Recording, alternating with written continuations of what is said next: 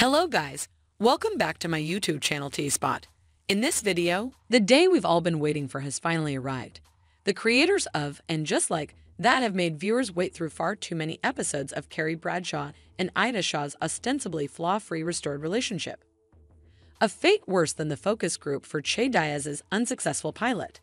There have been tidy witties forced upon us. We were forced to watch while Carrie described Mr. Big as a big mistake.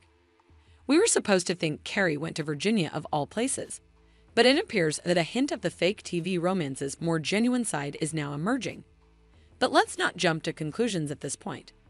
The first scene of this week's episode shows Carrie visiting Coney Island for the first time with Aiden, who constantly remarks on how old she is.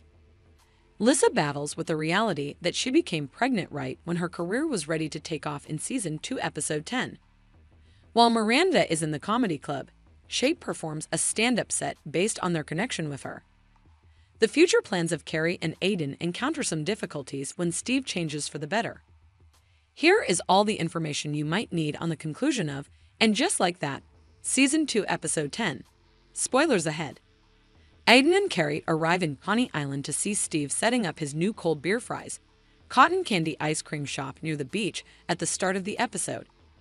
He recounts that once his relationship with Miranda started to fall apart, he frequently came here, a spot connected to his childhood memories, and eventually made the decision to create the shop with Aiden providing the finance. Aiden receives a call from his son Wyatt during Carrie and Steve's conversation. Wyatt bemoans the restrictions he is subject to at his mother's house and begs his father to return home. But Aiden is in New York for 2 days to spend time with Carrie, so he politely but firmly declines. Seema spooked herself when she declared her love for Marvel filmmaker Ravi Gordy as they were having sex. She worries about how naturally she said those words to him, even though he replies that he loves her. Seema, who freely admits he has never experienced a truly great love, looks bothered by it, and she immediately shares her worries to Carrie. It's unclear where this will finally go, but it's clear that Seema has discovered something exceptional and should savor every second of it.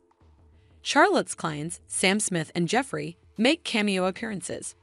Although her family originally supported her ambitions to return to work, they unintentionally revert to their desire for her to be the primary carer. Charlotte and her colleagues go out to celebrate their successful sale to Sam, Smith, and Jeffrey.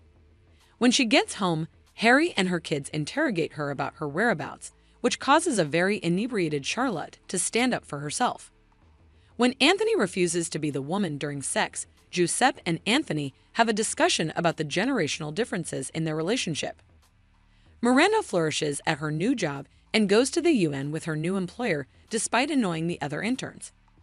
Chaz's efforts to reconstruct their life go on, in halting increments in the meanwhile. They receive the opportunity to perform in a small club, but they are not overly excited about it. Additionally, Ennies struggle with more intimate difficulties and recall their actions from when they identified as women. Cha frequently makes jokes about Miranda and their connection in the club. They are raw, unvarnished, and inevitably cruel. Cha experiences new agony with each joke because she is unaware that Miranda is in the audience with Aiden and Carrie. She eventually goes away because she can't handle it any longer. When Che notices her, their routine is disrupted. They face each other for the first time after their breakup, when they follow Miranda outside. Che responds that they were going to when Miranda questions them as to why they weren't talking about their personal problems. In last episode, Lissa learns she is pregnant. As PBS has agreed to turn her documentary into a 10-part series, she believes that now is the worst possible time for her to become pregnant once more. She is unsure of how she will manage to have a kid and make a TV show at the same time.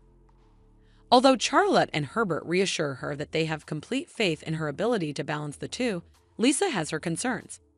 She accuses Herbert at one point of refusing to have a vasectomy after she told him to. He explains that since she had just given birth, he reasoned that following the postpartum period, she might have changed her mind. Lissa resists Herbert's suggestion that she have an abortion, even though it is ultimately her decision. Herbert is awakened by Lissa that night to let him know she is bleeding. Herbert informs her that they need to get to a hospital right now after realizing what this entails. Lissa nods in agreement and adds that she might already be too late, implying that she thinks she had a miscarriage. The episode ends with Aiden learning some horrible news from his ex-wife, Kathy. Wyatt had been operating Aiden's truck when he had a collision. This makes him decide to go back home right away. Later, he phones Carrie and sobs while telling her that Wyatt went back to the farm, had a few beers, and then tried to go back to his mother's house with his father's vehicle, but hit a tree. Now that he has broken both his collarbone and leg, he is in the hospital. Carrie admits that she is concerned as an inconsolable Aideen keeps saying that he should have been there to stop this from occurring. Although things between her and Aideen have been going wonderfully well, she is aware that if necessary, he will forego his own happiness in order to protect his children. Let us know what you think in the comments below. And don't forget to like, subscribe, and share the video. Thank you for watching. See you soon.